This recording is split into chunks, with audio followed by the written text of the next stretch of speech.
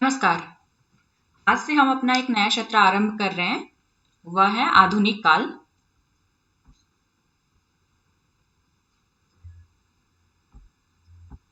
आधुनिक काल पर आज हमारा व्याख्यान रहेगा। सबसे पहले तो देख लेते हैं, सीधे चलते हैं अब हम लोग टॉपिक पे, इधर उधर की बातें ना करते हुए।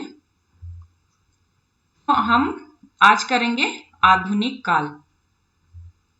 इसके पहले जितने भी लेक्चर अपलोड किए गए हैं वो काइंडली आप लोग देख लीजिएगा, बहुत महत्वपूर्ण है परीक्षा के लिहाज से। आधुनिक काल जो हम आज पढ़ेंगे वो है भारतेंदु युग। लेकिन उसके पहले जान लेते हैं कि ये आधुनिक काल नामकरण के संबंध में, आधुनिक काल में क्या क्या चीजें घटित हुई थी उस संबंध में, सामाजिक, राजनीतिक, धार्मिक, सांस्कृतिक परिस्थितियां किस प्रकार की थी उस संबंध में। भारतेंदु युग को पुनर्जागरण काल किसने नाम दिया? भारतेंदु को पुनर्जागरण काल नाम दिया था नगेंद्र ने। और द्विवेदी युग को क्या नाम दिया गया था नगेंद्र के द्वारा? जागरण सुधार काल। ठीक, जो महत्वपूर्ण यहाँ बिंदुएं लिखी गई हैं उस पर ध्यान पढ़ते हुए उसको चलते हैं। सबसे पहले तो है हिंदी साहित्य में आधुनिक काल। ये जो आधुनिक काल नाम सर्वप्रथम किसके द्वारा दिया गया था? आचार्य शुक्ल के द्वारा दिया गया था। सबसे पहले प्रश्न तो यही बन जाएगा कि आधुनिक काल नाम किसने दिया है?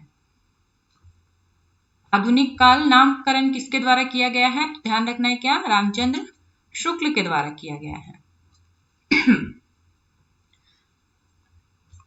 दूसरा नंबर पॉइंट है, ये इंपॉर्टेंट है और पूछा गया है। ठीक, ये जो रेनेशा शब्द है, रेनेशा मतलब क्या? नवजागरण या पुनर्जागरण जिसे कहते हैं, शब्द का प्रयोग सर्वप्रथम प्रसिद्ध फ्रांसीसी इतिहासकार मीशे सेठ ने 19वीं शताब्दी के पूर्वार्ध में किया था। रेनेशा नामकरण सर्वप्रथम किसने किया था? रेनेशा नामकरण सर्वप्रथम किया था मीशे सेठ ने। और ये कौन थे? मीशे सेठ कौन थे? ये फ्रांसीसी इतिहासकार थे। ध्यान रखना है इन बातों का आपका। और इसका जो रेनेशा शब्द है उसका प्रयोग कब किया था? 19वीं शताब्दी के पूर्वार्ध में ही किया था। और नाम क्या है इसका? मीशे सेठ। ठीक, तो आगे चलते हैं। रामविलास सिरोरेखा एक ही साथ होगा। डॉक्टर रामविलास शर्मा ने हिंदी नवजागरण के 2 हिस्से किए हैं। ये जो भी चीजें लिखी जा रही है इंपॉर्टेंट है, जो भी स्लाइड है इंपॉर्टेंट है, ध्यान रखते चलेंगे। डॉक्टर रामविलास शर्मा ने हिंदी नवजागरण के कितने हिस्से किए हैं? 2 हिस्से किए हैं। ये भी बहुत महत्वपूर्ण है, पूछा जाएगा परीक्षा में। पहला है लोक जागरण। लोक जागरण किसे कहा इन्होंने? भक्ति काल को। भक्ति काल को क्या कहा है? भक्ति काल को क्या कहा है? लोक जागरण काल। अगर पूछ लिया जाए कि रामविलास शर्मा ने भक्ति काल को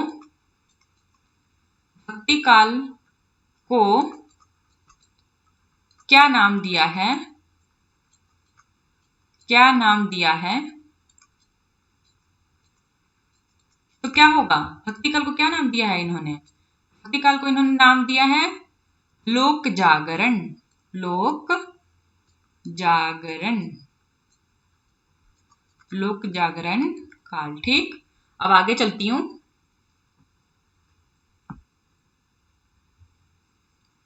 और दूसरा नंबर है नवजागरण। भक्ति काल को क्या नाम दिया था उन्होंने? लोक जागरण।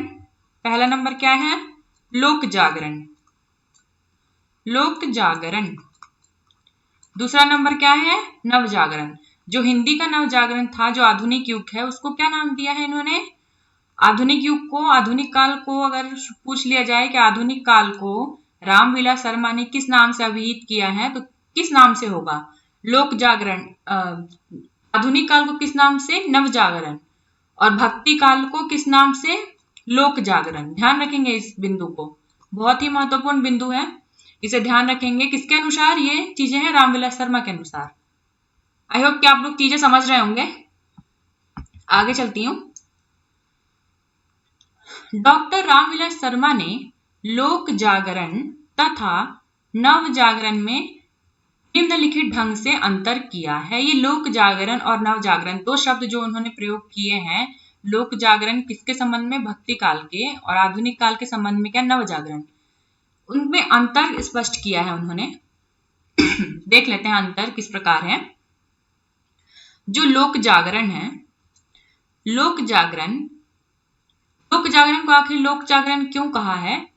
रामविलास शर्मा ने इस पे ध्यान आकर्षित कर रही हूं मैं आप लोगों का, और ये इंपॉर्टेंट है। ठीक, लोक जागरण क्यों कहा है? प्रथम जातीय निर्माण को व्यक्त करने वाला सांस्कृतिक आंदोलन है। ये क्या है? ये लोक जागरण कौन सा काल के संदर्भ में बात हो रही है? भक्ति काल के संदर्भ में। भक्ति काल। प्रथम जातीय शब्द का एक तो और ध्यान रखना है, जातीय शब्द का प्रयोग जो है विशेष रूप से किन्होंने किया है? रामविलास शर्मा ने। प्रथम जातीय निर्माण को व्यक्त करने वाला सांस्कृतिक आंदोलन है जिसका मुख्य स्वर क्या रहा है? जिसका मुख्य स्वर रहा है सामंत विरोधी तथा मानवतावादी। ध्यान रखेंगे, सामंत विरोधी काल रहा है कौन सा? जो भक्ति काल है वो कौन सा काल, किस प्रकार का रहा है? सामंत विरोधी। ठीक, सामंत किसे कहते हैं? एक छोटे से भूभाग के मालिक को सामंत कहते हैं। ठीक, सामंत विरोधी रहा है और दृष्टि किस प्रकार की रही है? मानवतावादी दृष्टि रही है। भक्ति आंदोलन का काव्य ही लोक जागरण का काव्य है। ध्यान रखेंगे, भक्ति आंदोलन का काव्य कौन सा है? लोक जागरण का काव्य है। और नवजागरण किसे कहा है इन्होंने? नवजागरण काल कहा है आधुनिक युग को। ठीक, आधुनिक या हिंदी नवजागरण राष्ट्रीय स्वाधीनता का सामाजिक, राजनीतिक और सांस्कृतिक आंदोलन है जिसका मुख्य स्वर साम्राज्यवाद विरोधी तथा सामंतवाद विरोधी है। साम्राज्यवाद विरोधी और जो आधुनिक काल है वो किस प्रकार का रहा है? साम्राज्यवाद विरोधी और सामंतवाद विरोधी। ध्यान रखना है इन सारी चीजों को। जो चीजें बताई जा रही हैं और जो चीजें लिखी जा रही हैं वो बहुत ही महत्वपूर्ण है। साम्राज्यवाद विरोधी, साम्राज्य क्या होता है? जब एक देश दूसरे देश पर क्या करता है? सामाजिक, राजनीतिक, सांस्कृतिक रूप से नियंत्रण स्थापित कर लेता है, तो वो कौन सा युग? तो वो जो कहलाता है क्या होता है? साम्राज्य। अंग्रेजों ने क्या किया था? अंग्रेजों का आधिपत्य था ना भारत पे, तो उनकी कौन सी नीति थी? साम्राज्यवादी नीति। ठीक, और भारत पे उनका किस प्रकार का कब्जा था? सामाजिक, राजनीतिक, सांस्कृतिक, आर्थिक, ये सारी चीजों पर कब्जा था अंग्रेजों का। ठीक ठीक, आगे चलती हूँ। आई होप की चीजें समझ आ गई होंगी। इंपॉर्टेंट है ये भी, परीक्षा में आएगा तो आप लोग लिख लेंगे, मुझे इतना यकीन है। आगे रामविलास शर्मा का ही एक कथन है। डॉक्टर रामविलास शर्मा ने लिखा है, जो नवजागरण 1857 के स्वाधीनता संग्राम में आरंभ हुआ था। ध्यान रखेंगे, जो नवजागरण 1857 के स्वाधीनता संग्राम में आरंभ हुआ था वह भारतेंदु युग में क्या हुआ? और व्यापक हो गया। जो आंदोलन कब आरंभ हुआ था? 1857। जो आंदोलन 1857 में आरंभ हुआ था वो भारतेंदु युग में क्या हुआ? और व्यापक हो गया। उसकी साम्राज्यवाद विरोधी, सामंतवाद विरोधी प्रवृत्तियां द्विवेदी युग में और स्पष्ट और पुष्ट हुई। ठीक, द्विवेदी युग में क्या हुआ? भारतेंदु युग में तो द्वंद्व होता है ना, एक तरह से राजभक्ति और राष्ट्रभक्ति का द्वंद्व चलता है। वहां राजभक्ति से संबंधित भी भारतेंदु की आलोचनाएं मिल जाएंगी, परंतु द्विवेदी युग में जाके अंग्रेजों का चरित्र पूर्णतः भारतीयों के सामने आ जाता है। ठीक, तो द्विवेदी युग में ये क्या है? चीजें और पुष्ट हुई। फिर निराला के साहित्य में कला, कलात्मक स्तर पर तथा उनकी विचारधारा में ये प्रवृत्तियां क्रांतिकारी रूप में व्यक्त हुई हैं। ध्यान में रखना है, निराला रामविलास शर्मा के प्रिय कवि रहे हैं, ये भी ध्यान रखना है। निराला की साहित्य साधना करके इन्होंने 3 भागों में इन पर रचनाएं भी की हैं। जो द्विवेदी जो चीजें 57 का युद्ध रहा है वो भारतेंदु युग में जाकर व्यापक बना और द्विवेदी युग में जाकर और पुष्ट हो गया। और निराला के साहित्य में क्या हुआ? निराला के साहित्य में कलात्मक रूप में उनके विचारधाराओं में उन चीजों की अभिव्यक्ति हुई। ठीक, आई होप कि ये परिभाषा आपको समझ आ गया होगा और इम्पोर्टेंट है, ध्यान रखेंगे। अगर इस प्रकार की परिभाषाएं पूछी जाती हैं जैसे नेट एग्जाम में या फिर स्टेट की भी जो असिस्टेंट प्रोफेसर के एग्जाम्स होते हैं उसमें भी पूछी ही जाती हैं। ये तो पूछा गया प्रश्न है रामस्वरूप चतुर्वेदी का। ये रामस्वरूप चतुर्वेदी क्या मानते हैं? पुनर्जागरण को 2 जातीय संस्कृतियों की टकराहट से उत्पन्न रचनात्मक ऊर्जा मानते हैं। ठीक, 2 जातीय संस्कृतियों की टकराहट से उत्पन्न ऊर्जा। उस समय क्या था, अंग्रेजों की सत्ता थी ना, तो उस प्रकार वो क्या मानते हैं? 2 जातीय संस्कृति की टकराहट से उत्पन्न रचनात्मक ऊर्जा। कौन मानते हैं? रामस्वरूप चतुर्वेदी। ये पूछा गया प्रश्न है, मोस्ट इंपॉर्टेंट है, ध्यान रखेंगे। आगे चलती हूं।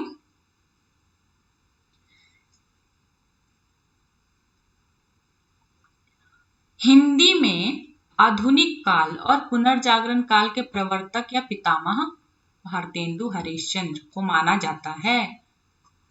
हिंदी के आधुनिक और पुनर्जागरण काल के प्रवर्तक कौन माने जाते हैं? आधुनिक काल के प्रवर्तक माने जाते हैं भारतेंदु हरिश्चंद्र। ठीक, आगे पढ़ेंगे भारतेंदु के संबंध में।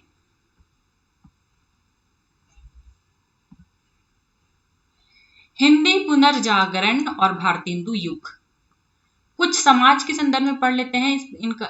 पूछा जाता है प्रश्न इन पर। ब्रह्म समाज की स्थापना कब हुई थी? ये डेट भी याद रखेंगे, डेट भी पूछ लिया जाता है परीक्षा में। ठीक, 1828 में। किसने स्थापना की थी?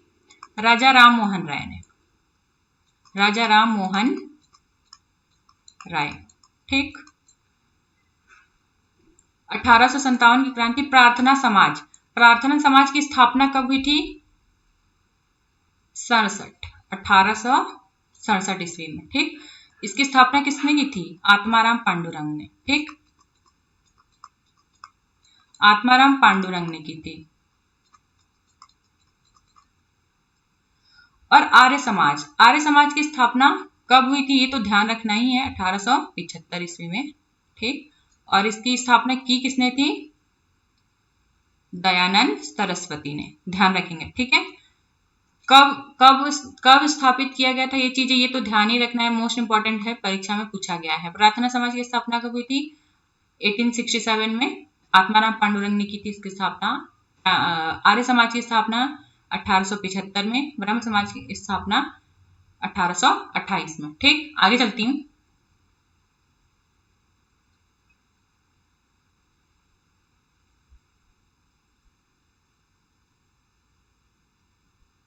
भारतेंदु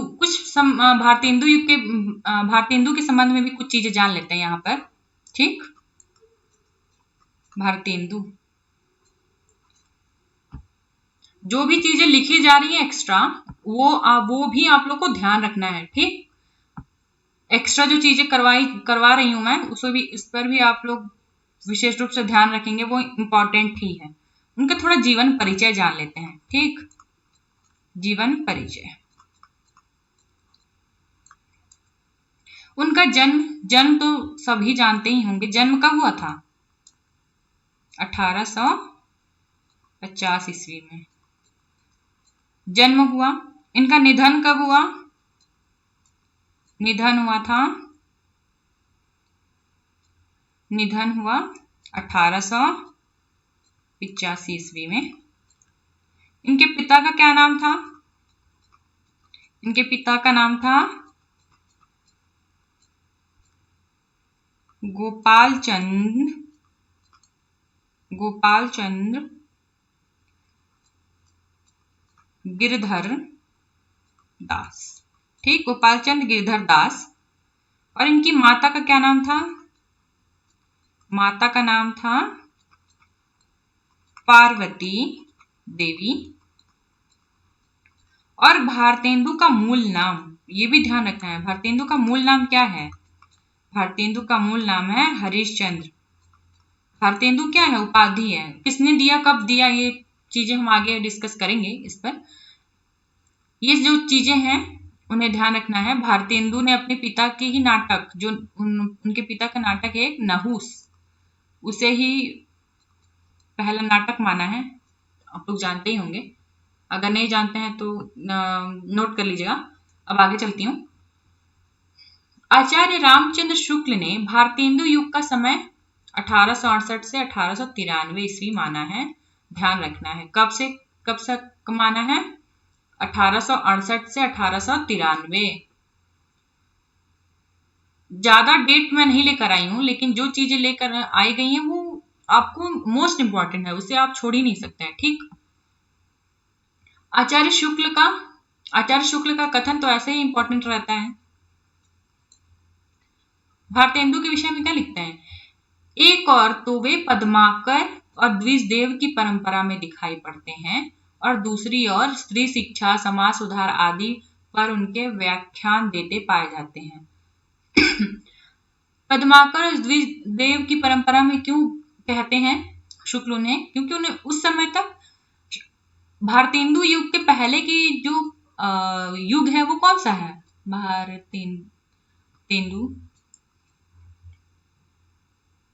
भारतेंदु युग से पहले के जो युग है वो कौन सा युग रहा है? वो रहा है रीतिकाल। रीतिकाल में श्रृंगार परक रचनाएं होती थी। और ये आप लोग को ध्यान होगा कि कोई भी जो प्रवृत्ति होती है ना, उसके बाद के युग में वो एकदम समाप्त नहीं हो जाती, वो धीरे धीरे चीजें समाप्त होती हैं। जिस प्रकार भक्ति काल में रचनाएं भक्ति परक होती थी, तो वो रीतिकाल में आकर ऐसा नहीं है कि एक बार में ही पूर्णतः चीजें समाप्त हो गई। धीरे धीरे कोई भी चीज समाप्त, कोई भी प्रवृत्ति होती है वो धीरे धीरे अवसान की ओर बढ़ती है। ठीक, उसी प्रकार पहले का युग है रीतिकाल। रीतिकाल में पद्माकर की मृत्यु होती है 1833 ईस्वी में। भारतेंदु का जन्म होता है 1850। उस समय तक श्रृंगार परक रचनाएं की प्रधानता तो नहीं कहूंगी, लेकिन उस समय लिखी ही जा रही थी, और भारतेंदु ने भी श्रृंगार परक रचनाएं की हैं, इसीलिए उनको पद्माकर द्विजदेव की परंपरा में रखते हैं। और साथ में, किंतु ऐसा नहीं है कि समाज से बिल्कुल ही विमुख थे। समाज पर भी, समाज में जो स्त्रियां हैं, जो लोग हैं, जो चीजें घटित हो रही हैं, उस पर भी ध्यान था। समाज पर भी ध्यान भारतेंदु ने विशेष रूप से दिया। समाज सुधार पर, स्त्री शिक्षा पर भी उनका ध्यान था। ये कथन मोस्ट इंपॉर्टेंट है, ध्यान रखेंगे। आगे चलती हूँ। आधुनिक कालखंड, ये जो कालखंड है इंपॉर्टेंट है, ध्यान रखेंगे। शुक्ल ने आधुनिक काव्य को, यहाँ काव्य के संबंध में बात हो रही है, ये भी ध्यान रखेंगे, 4 प्रकरण में और 3 उत्थान में विभाजित किया है। 4 क्या है? प्रकरण, और 3 क्या है? उत्थान। पूछा गया प्रश्न है, और पूछा भी जाता है, और पूछा भी जाएगा। नोट देख लेते हैं। भारतेंदु काव्य का समय, ये भी ध्यान रखेंगे, काव्य का समय 1843 मानते हैं। वही गद्य यहाँ लगा दूं तो गद्य का समय क्या मानते हैं? 1868। ये ध्यान रखना है अंतर। ठीक, काव्य का समय 1843 मानते हैं। प्रकरण 1, 2, 3, 4 प्रकरण थे ना, तो प्रकरण 1 क्या नाम दिया है उन्होंने? प्रकरण 1 को उन्होंने कहा है पुरानी धारा। कब से कब तक? पुरानी धारा है 1900 से 1925 तक। ठीक, 1900 से 1925 ध्यान रखेंगे। ये क्या है? संवत में, इसको इसी में लाएंगे तो 43 से 68। ठीक, प्रकरण 2 प्रथम उत्थान, यही है क्या? भारतेंदु युग 25 से 50 संवत में है। ये चीजें ध्यान रखेंगे। प्रकरण 3 में नई धारा, द्वितीय उत्थान क्या है? ये द्विवेदी युग। प्रकरण 4 तृतीय उत्थान, ये क्या है? छायावाद। ठीक, 75 से। इसके बाद तो छायावाद से पहले तक वो रचनाएं नहीं कर पाए, उनकी मृत्यु हो गई थी। आगे चलती हूँ।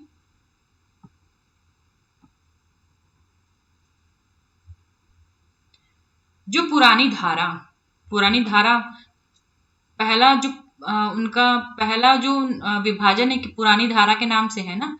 पुरानी धारा में उन्होंने कुल कितने कवियों को? 24 कवियों को शामिल किया है। ठीक, कब से समय कब से कब है? 1843 से 1868। कौन कौन से कवि है? सेवक, रघुराज सिंह, रीवा नरेश, ठीक, लच्छीराम, गोविंद गिल्ला भाई, ये कौन से? पुरानी धारा के कवि। इसके अलावा अन्य में कौन? भारतेंदु, अंबिका दत्त, व्यास, प्रताप नारायण मिश्र, हरिऔध, लाला सीताराम, जगन्नाथ दास रत्नाकर, वियोगी हरि, राय देवी प्रसाद पूर्ण, दुलारे लाल भार्गव। तो अब ये प्रश्न आप लोग का हो सकता है कि अन्य कवि में, पुरानी धारा में जो अन्य कवि, इसमें भारतेंदु को कैसे शामिल कर लिया इन्होंने? हरिऔध को किस प्रकार शामिल कर लिया? क्योंकि हरिऔध तो द्विवेदी युग के कवि हैं। तो यहाँ ध्यान रखना है, अन्य कवियों में उन शुक्ल ने इसलिए शामिल किया है कि वो ये जो कवि है वो ब्रज भाषा में भी रचनाएं लिखा करते थे। जिन्होंने यहाँ पे जिनका भी नाम है वो ब्रज भाषा में भी रचनाएं करते थे, इसीलिए इनको द्विवेदी युग में तो शामिल किया ही है। भारतेंदु युग में शामिल तो है ही ये सब लोग, लेकिन अन्य कवियों में इसलिए पुरानी धारा के अंतर्गत इसलिए इन्होंने नाम दिया है कि ब्रज भाषा में भी इनकी रचनाएं हैं। ध्यान रखेंगे। ठीक, आई होप कि आप लोग समझ गए होंगे। आगे चलती हूँ। अब भारतेंदु युग के कवि, भारतेंदु युग के कवि कौन कौन है? भारतेंदु युग के कवि हैं भारतेंदु हरिश्चंद्र, बद्री नारायण चौधरी प्रेमघन, अंबिका दत्त व्यास, ठाकुर जगमोहन सिंह, राधा कृष्ण दास, राधा चरण गोस्वामी। ये लोग, इनके संबंध में हम लोग डिटेल में पढ़ेंगे आगे की स्लाइड में। भारतेंदु युगीन काव्य प्रवृत्तियां, ये जान लेते हैं आखिर उस समय काव्य प्रवृत्तियां किस प्रकार की थी। राष्ट्रीय प्रेम भावना उस समय भारतेंदु युग की एक प्रमुख प्रवृत्ति है, राष्ट्रीय प्रेम भावना। राधा कृष्ण दास बारहमासा भावना, राधा कृष्ण दास कृत प्रेम भावना में राधा कृष्ण दास, ये चीजें कुछ गलत यहाँ पे टाइप हो गई हैं। राधा कृष्ण दास की है भारत बारहमासा।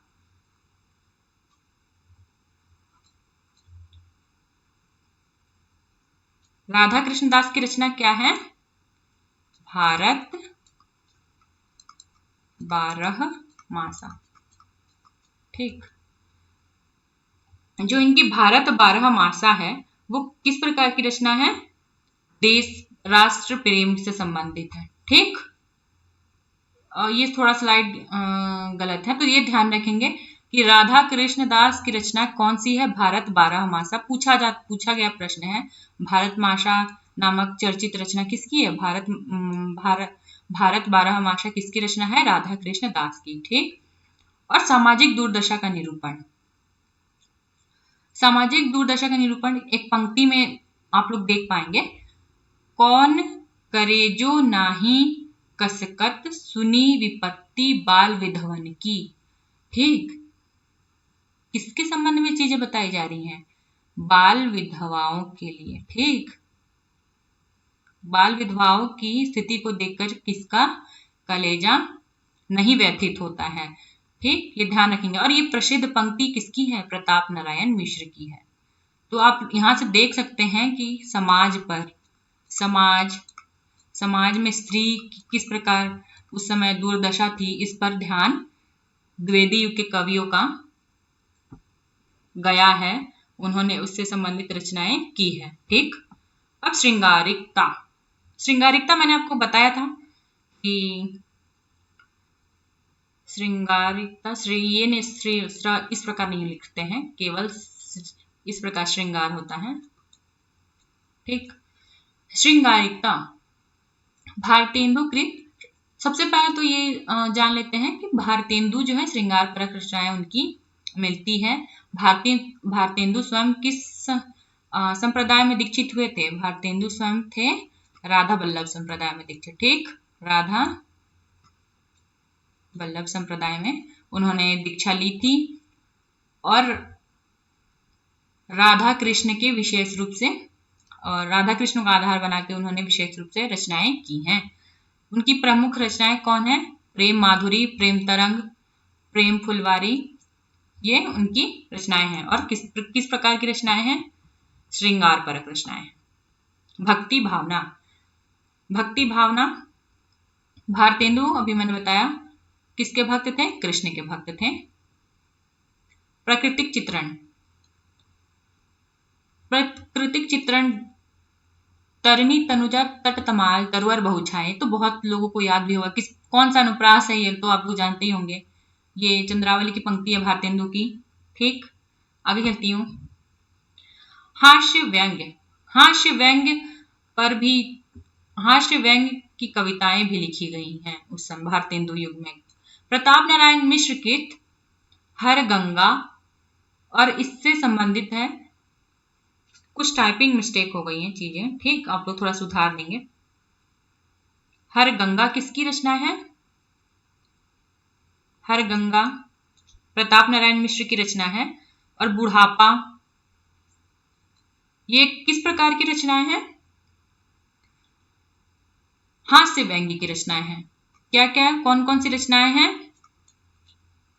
हर गंगा, ठीक, और बुढ़ापा। बुढ़ापा शीर्षक से ही समझ आ रहा होगा आप लोग को, हास्य व्यंग्य वाला हर गंगा और बुढ़ापा, ये किसकी रचनाएं हैं? प्रताप नारायण मिश्र की रचनाएं हैं। और किस प्रकार की हैं? हास्य व्यंग्य की रचनाएं हैं। आगे चलती हूँ, समस्या पूर्ति। ठीक, और इस समय एक शैली भी प्रचलित थी। आप लोग जानते होंगे कि इस शैली में भारतेंदु ने भी रचना की है, पैरोडी। पैरोडी जानते हैं क्या होती है? पैरोडी मतलब होती है हास्य व्यंग्य की रचनाएं। हास्य व्यंग्य की जो रचनाएं की जाती हैं वो किस शैली में क्या कहते हैं उसको? पैरोडी कहते हैं। ठीक, चलती हूँ आगे। समस्या पूर्ति, समस्या पूर्ति पूछा गया प्रश्न है कि समस्या पूर्ति किस युग की जो है प्रमुख प्रवृत्ति है। ठीक, तो किस युग की प्रवृत्ति है समस्या पूर्ति? भारतेंदु युग की है। कोई एक पंक्ति समस्या के रूप में दी जाती थी और कविगण अपनी कल्पना करते हुए कविता लिखकर उसे पूरा करते थे। इसमें क्या होता था कि एक पंक्ति दे दी जाती थी। मान लेते हैं कि पंक्ति अगर दोहा छंद में है तो उसको पूरा भी करना दोहा छंद में ही है। ऐसा नहीं है कि आप उसको सोठा में लिखकर उसे पूरा कर देंगे, ऐसा नहीं है। ठीक, आपको अगर दोहा छंद में वो चीजें लिखी गई हैं तो दोहा छंद में ही उसे पूरा भी करना है। और एक पंक्ति दे दी गई है, उसे पूरा करना होता था। और ऐसा नहीं कि वो आपको होमवर्क के टाइप दे दिया जाता था। आपने सुना ही होगा कि भारतेंदु ने कुछ सभाओं की स्थापना की थी। उसमें प्रमुख कौन सी है? कविता वर्धिनी सभा, कविता वर्धिनी सभा और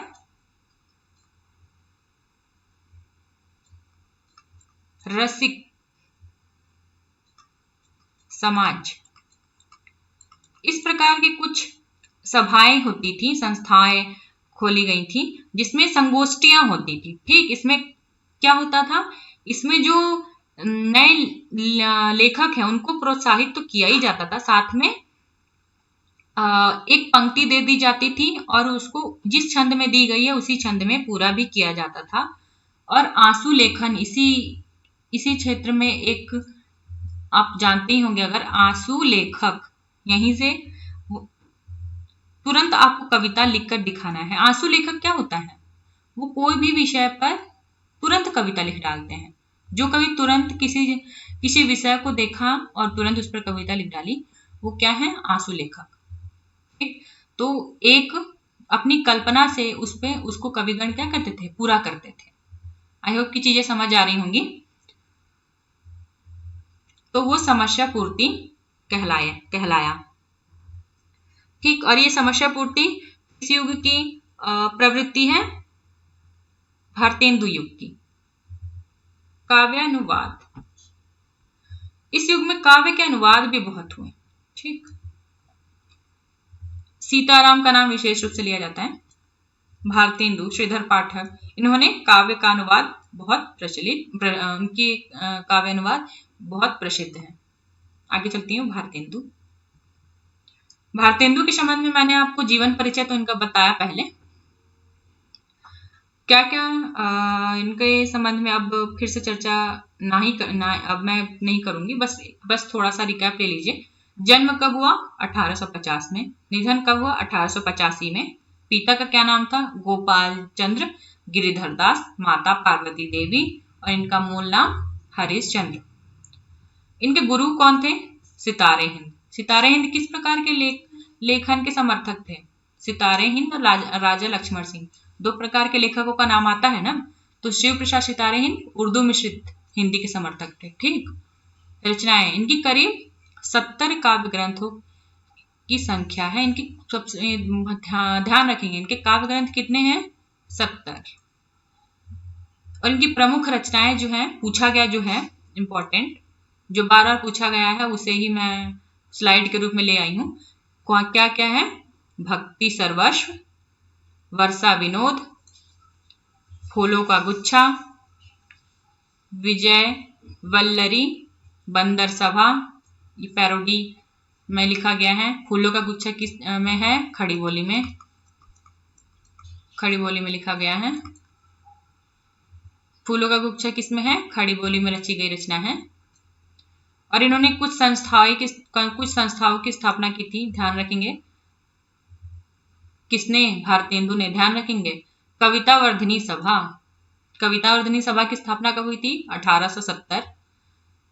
पेनी रीडिंग क्लब का की 1873। तैदीय समाज की स्थापना 1873। ठीक, आगे चलती हूँ। आई होप की चीजें कंप्लीट हो रही होंगी आप लोगों की।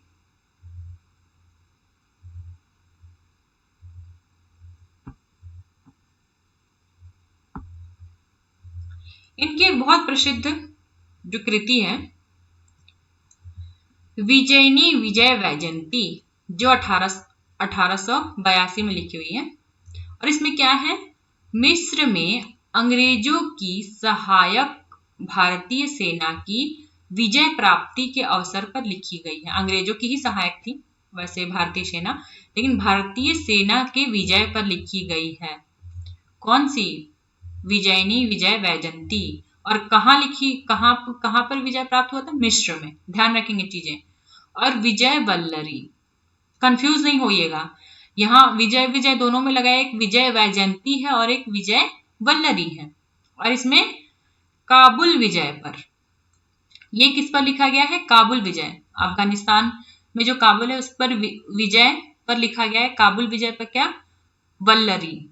और मिस्र में जो विजय हुई थी उस पर वैजयंती। ठीक, ये और रिपुनास्टक कब? 1884 में लॉर्ड रिपन की प्रशंसा में लिखा गया है। ठीक, ये ध्यान रखेंगे कि ये क्या है? देशभक्ति राजभक्ति से संबंधित रचनाएं हैं। ठीक है, द्वंद्व था उस समय राजभक्ति राष्ट्रभक्ति का, तो ये किससे संबंधित रचनाएं हैं? राजभक्ति से।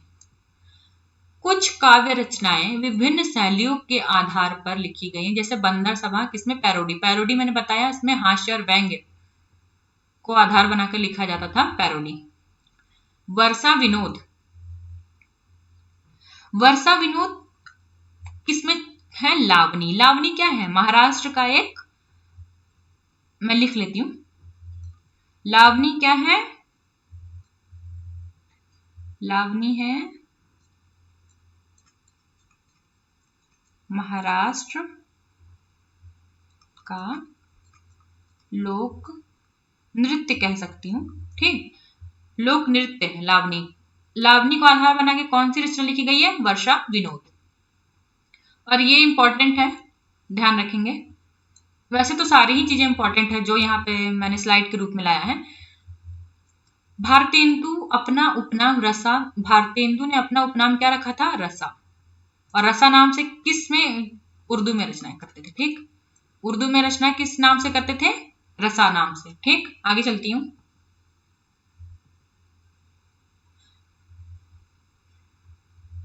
और अब है नारद भक्ति सूत्र तथा सांडिल्य भक्ति सूत्र का अनुवाद भारतेंदु ने क्रमशः तदीय सर्वस्व और भक्ति सूत्र वैजयंती शीर्षक से किया था। नारद सूत्र का उन्होंने अनुवाद किस नाम से? तदीय सर्वस्व। और शांडिल्य भक्ति सूत्र का किस नाम से? भक्ति सूत्र वैजयंती नाम से। ध्यान रखेंगे, नारद भक्ति सूत्र का अनुवाद तदीय सर्वस्व नाम से किया था। सांडिल्य भक्ति सूत्र का अनुवाद भक्ति सूत्र वैजयंती शीर्षक से किया था। ठीक, बकरी विलाप भी इन्हीं की रचना है, जबकि पीतर विलाप प्रेमघन की रचना है। प्रेमघन ने लिखा था। ये ध्यान रखेंगे, बकरी विलाप किसका है? बकरी विलाप के रचनाकार बकरी विलाप है भारतेंदु। ठीक, और पीतर विलाप किसकी है? प्रेमघन की। कंफ्यूज नहीं हो जाइएगा, बकरी विलाप भारतेंदु, पीतर विलाप प्रेमघन। ठीक, रामविलास शर्मा ने हिंदी नवजागरण का अग्रदूत कहा है इन्हें। हिंदी नवजागरण का अग्रदूत किसे कहा गया है? इंपॉर्टेंट, हिंदी नवजागरण का अग्रदूत कहा गया है भारतेंदु को। आगे चलती हूं।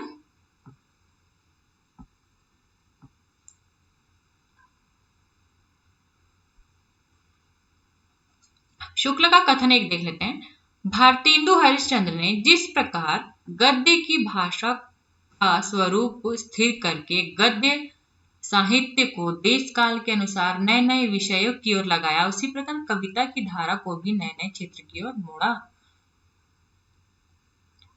रीति काल में केवल रीति से श्रृंगार से संबंधित रचनाएं होती थी। ठीक, श्रृंगार से संबंधित।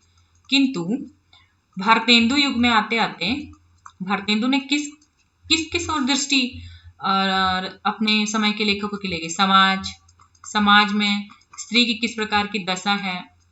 प्रताप नारायण मिश्र की आपने एक पंक्तियां पढ़ी कि विधवा जो बाल विवाह है, जो विधवा हो गई है एक बालिका, उसकी किस प्रकार की पीड़ा है, उसे अभिव्यक्त किया गया। ठीक, उन्होंने जिस प्रकार गद्य की भाषा का स्वरूप स्थिर करके गद्य साहित्य को देश काल के अनुसार नए नए विषयों की ओर ले गए, उसी प्रकार कविता की धारा को भी नए नए विषयों की ओर मोड़ा।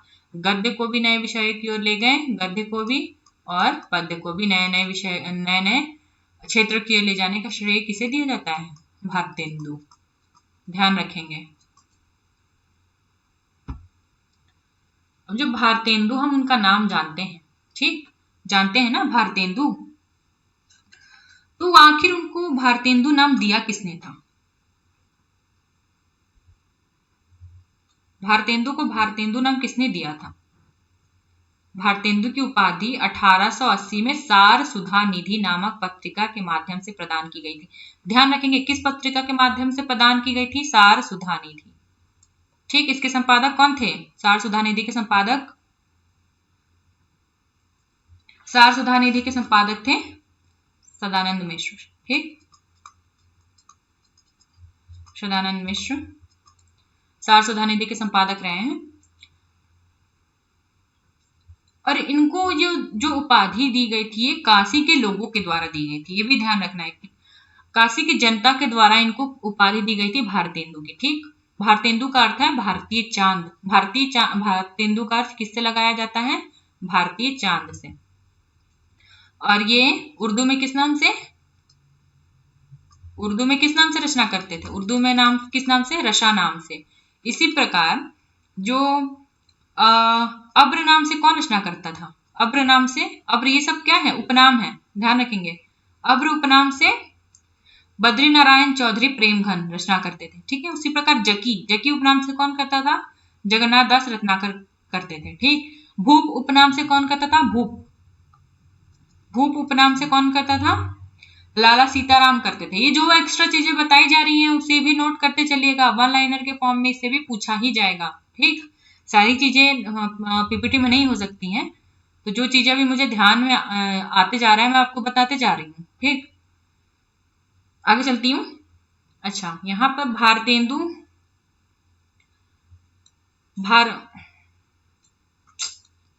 भारतेंदु भारतेंदु की दशरथ विलाप रचना खड़ी बोली में है। ठीक, ध्यान रखेंगे, दशरथ विलाप खड़ी बोली में। और एक कौन सा आपको बताया गया था, फूलों का गुच्छा। फूलों का गुच्छा भी किसमें है, फूलों का गुच्छा भी जो है वो खड़ी बोली में लिखा गया है। ध्यान रखेंगे जो भी चीजें बताई जा रही हैं। आगे चलती हूँ।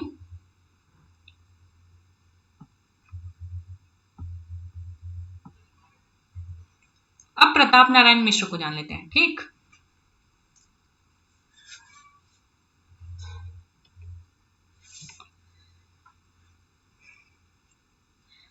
मन की लहर नाम की कविता, मन की लहर, ये बस यहीं तक होगा। मन की लहर नाम की कविता में विधवाओं की करुण दशा का मार्मिक चित्रण है। ध्यान रखना है, मन की लहर में विधवाओं की करुण दशा का चित्रण किसमें है, मन की लहर में। ठीक, और ये जो प्रताप नारायण मिश्र हैं वो किस प्रकार की रचनाएं करते थे, ये भी ध्यान रखेंगे। किस प्रकार की रचनाएं करते थे, वो जो है हास्य व्यंग्य की कविता के क्षेत्र में इनको महारत हासिल था। ठीक, हास्य व्यंग्य से संबंधित रचनाएं करने का श्रेय किसको जाता है, प्रताप नारायण मिश्र को। ठीक, इन्होंने भी लावणी छंद को आधार बना के अनेक रचनाएं की हैं। पीछे हमने पढ़ा इनकी कौन कौन सी, हर गंगा, बुढ़ापा, ये इस नाम की महत्वपूर्ण कविता है। हिंदी के हिमायती भी, हिंदी कुछ इनकी रचनाएं बहुत प्रसिद्ध हैं, वो ध्यान में रख लीजिएगा आप लोग।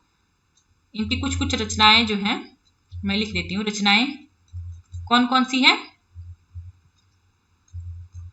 हर गंगा, इसके अलावा है हर गंगा, बुढ़ापा, और एक है हिंदी के हिमायती। हिंदी के हिमायती तो पता नहीं कितनी बार पूछा गया है, ये तो ध्यान रखना ही है। हिंदी की हिमायती, हिंदी की हिमायत, ठीक, इस नाम से। बुढ़ापा, हरगंगा, जो भी चीजें लिखी जा रही है एक्स्ट्रा वो ध्यान रखेंगे। और किस प्रकार के ये रचनाकार मैंने बताया आप लोग को, हास्य व्यंग्य रचनाकार, हास्य व्यंग्य। ठीक, और जैसे मैंने बताया मन की लहर कविता में क्या है, विधवाओं की करुण दशा का चित्रण किया गया है। ठीक, आगे चलती हूँ। और हिंदी हिंदुस्तान वाला नारा किसका है, प्रताप नारायण मिश्र, ये भी ध्यान रखेंगे। आगे चलती हूँ। बद्री नारायण चौधरी प्रेमघन, और इनका जन्म कब हुआ था ये भी ध्यान रखेंगे। प्रताप नारायण मिश्र का जन्म कब हुआ था, 1856। ठीक, अब बद्री नारायण चौधरी प्रेमघन का 1855। बद्री नारायण चौधरी प्रेमघन जो है ये किस नाम से, अब्र नाम से रचनाएं करते थे। और किसमें, उर्दू में। प्रेमघन उर्दू में किस नाम से रचनाएं करते थे, अब्र नाम से। ठीक, मयंक महिमा की रचना खड़ी बोली में की गई है। एक कविता है मयंक महिमा, ये रचना किसमें है, खड़ी बोली में है। और उनकी एक रचना है आनंद अरुणोदय, एक अन्य प्रसिद्ध रचना है। पूछ लेता है, आनंद अरुणोदय जो रचना है वो किसकी रचना है, तो किसकी है, बद्री नारायण चौधरी प्रेमघन की।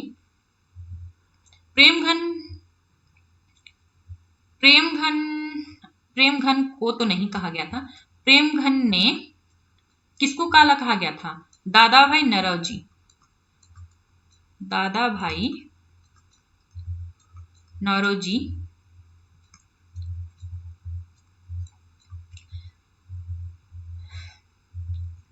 ये ध्यान रखेंगे कि प्रेमघन ने दादा भाई नौरोजी के पार्लियामेंट सदस्य चुने जाने पर हास्यपूर्ण और विलायत में उन्हें हर्षपूर्ण, ठीक, विलायत में उन्हें क्या कहा गया था, उन्हें काला कहा गया था, तो उनपे क्षोभपूर्ण रचनाएं लिखी गई हैं। दादा भाई नौरोजी का विशेष योगदान रहा है।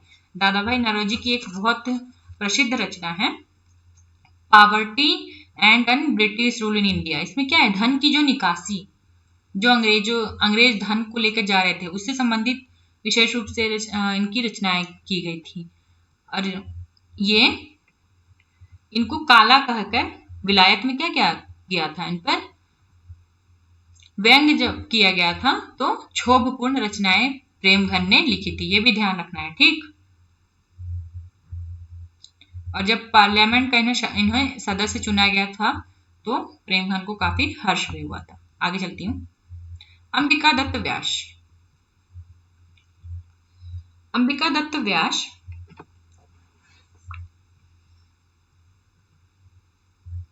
इनका भारत धर्म, इनकी बहुत प्रसिद्ध रचना है, ये ध्यान रखेंगे, ठीक। भारत धर्म इनकी प्रसिद्ध रचना है।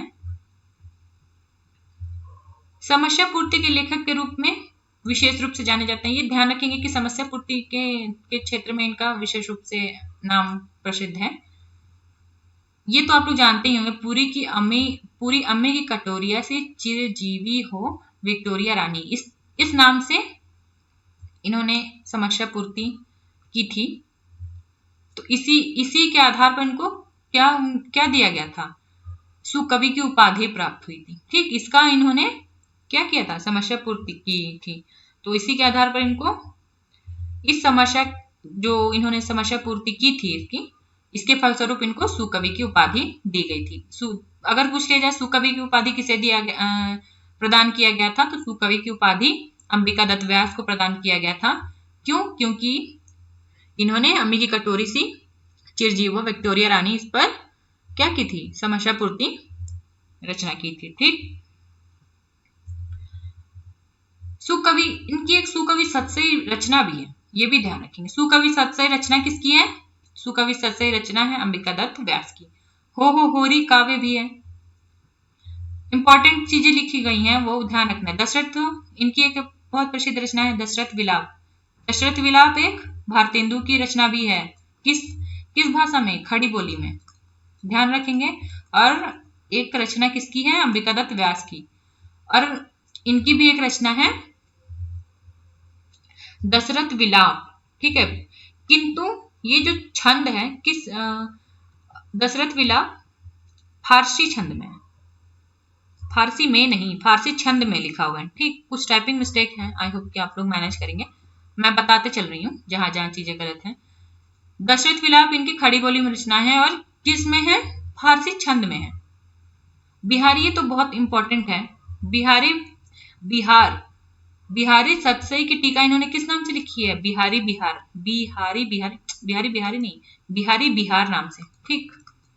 बिहारी बिहार नाम से इन्होंने रचना लिखी है, ठीक। आगे चलती हूं। और इनका जो भारत धर्म जो है, भारत धर्म में क्या हुआ था? भारत धर्म में जो वर्णाश्रम धर्म का दृढ़ता पूर्वक समर्थन है। वर्णाश्रम धर्म, वर्ण था ना हमारे यहाँ पे, वर्ण का एक सिस्टम है, 4 प्रकार के वर्ण बताए जाते हैं ना, ब्राह्मण क्षत्रिय वैश्य शूद्र करके। तो इन्होंने क्या किया था, इस भारत धर्म में इसका दृढ़ता पूर्वक समर्थन किया है, ठीक। और इस कविता में और एक चीज है, इस कविता में विदेशी वस्त्रों एवं अन्य वस्तुओं के आयात को भारत का आर्थिक बदहाली का मूल कारण बताया गया है, ठीक। ये भी ध्यान रखने वाली चीज है कि विदेश से जो वस्तुएं आ रही हैं उसी को क्या बताया गया, वही कारण है भारत की आर्थिक बदहाली का। किस कविता में? भारत धर्म कविता में। आगे चलती हूं। और कुछ लेखक छूट रहे हैं, उनको कर लेते हैं पूरा। एक है ठाकुर जगमोहन सिंह, ठीक। ठाकुर जगमोहन सिंह, आप लोग चीजें नोट करते भी चलिएगा, ठीक। ठाकुर जगमोहन सिंह ये किस प्रकार के कवि हैं?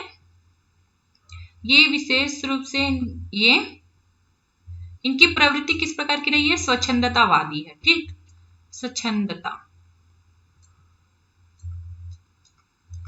स्वच्छंदतावादी रहे हैं। ठीक, और प्रकृति प्रेमी भी रहे हैं। प्रकृति चित्रण भी इनकी कविताओं में मिलता है।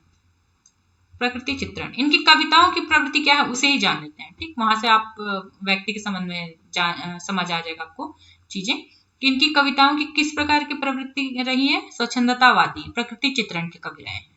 ठीक, और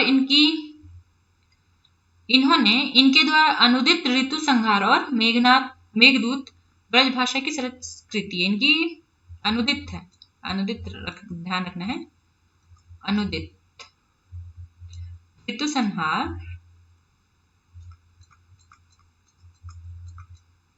संहार और मेघदूत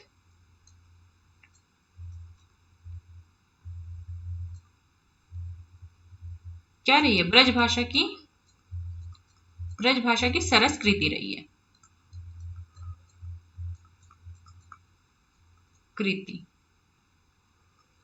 ठीक, अनुवाद, अनुदित रचनाएं हैं। ऋतु संहार और मेघदूत किसकी रचना है? कालिदास की रचना है ना, तो इसका अनुवाद उन्होंने ब्रजभाषा में किया है और बहुत सरस रही है कृति। और एक कवि छूट रहे हैं, वो है हमारे राधा कृष्ण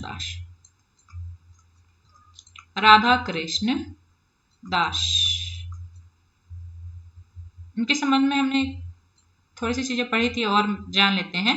भारत बारहमासा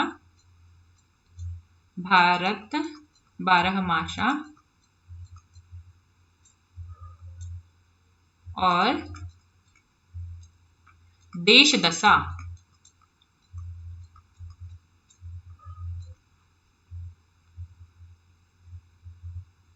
ये क्या है? भारत बारहमासा और देश दशा में समसामयिक जो भारत की स्थिति रही है उसका चित्रण है। ठीक,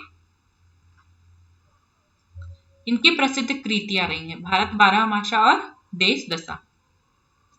इसके अलावा ये इंपॉर्टेंट है, इन्होंने रहीम के दोहे पर कुंडली छंद की रचना की है। रहीम के दोहे पर, किसके दोहे पर? ध्यान रखना है, रहीम के दोहे पर, रहीम के दोहों पर